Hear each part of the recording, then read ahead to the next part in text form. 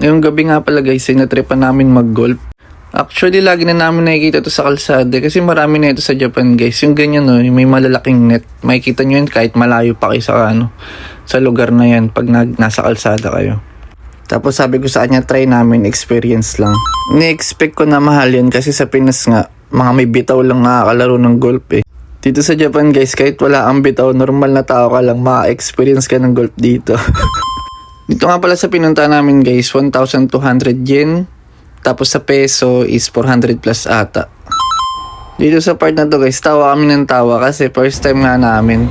Tapos nakakaya, lahat sila yung mga katabi ko dito, seryoso, tahimik. Tapos kami, nahihiya na natatawa.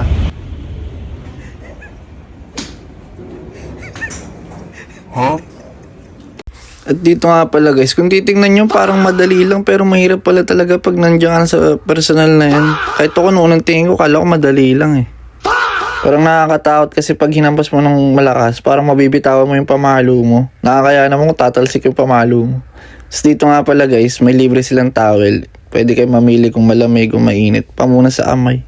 Ayun, bago namin nagamay yung golf na yun, nagkapaltos-paltos muna yung kamay namin. Masakit pala sa kamay guys.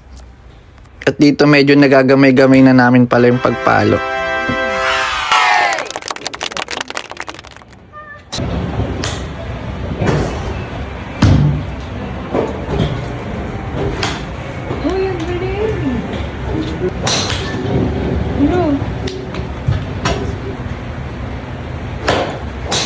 At yun lang pala guys, try nyo rin mag-couple date dito, nakaka-enjoy.